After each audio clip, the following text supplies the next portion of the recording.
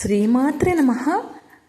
అందరూ బాగున్నారని ఆశిస్తూ అమ్మవారికి ఎంతో వైభవంగా జరిగిన ఆషాఢ మాసపు అమ్మవారి సారె వేడుకను మీకు చూపిస్తున్నానండి.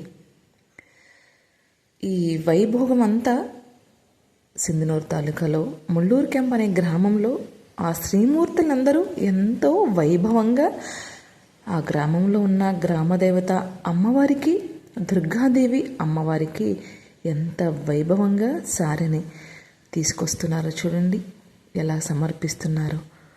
శాకాంబరి దేవిగా అమ్మవారిని అలంకరించుకుని ఆ శ్రీమూర్తులందరూ కూడా ఎంతో ఆనందంగా, సంతోషంగా, భక్తి శ్రద్ధలతో వైభవంగా ఆచరించుకుంటున్నారు.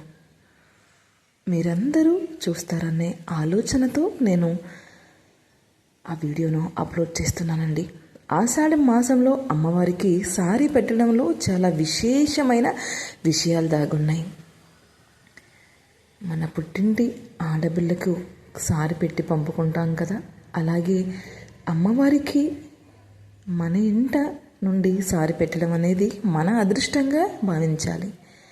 గ్రామస్తులు అందరూ కలిసి వైభవంగా, ఎంత చూడముచ్చటగా, ఒక్క మాటతో ఎంత ఆనందంగా, సంతోషంగా అమ్మవారికి మంగళవారం రోజున సమర్పించారండి.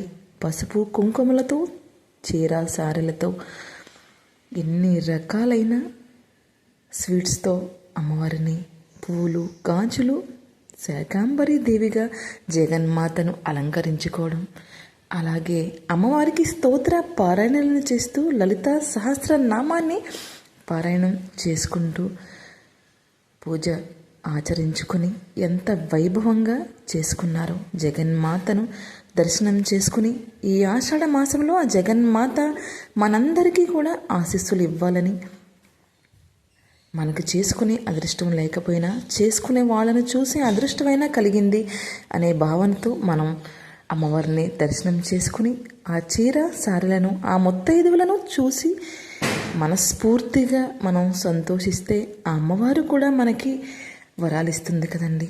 ఆ ఉద్దేశంతో నేను ఆ జగన్మాత సారి వేడుకను ఆ శ్రీమూర్తులందరినీ చూపించాలనే ఆపేక్షతో నేను వీడియో అప్లోడ్ చేస్తున్నాను.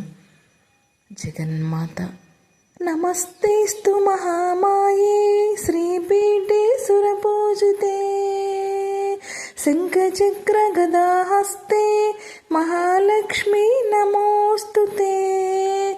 నేను ఆ ఆలయానికి వెళ్ళలేకపోయినా ఆ దర్శన భాగ్యం, మా మేనత్త కూతురు నాకు ఆ దర్శన భాగ్యాన్ని కలిగించింది.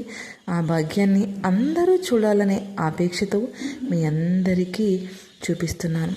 అమ్మవారిని దర్శనం చేసుకోండి, జగన్మాతను.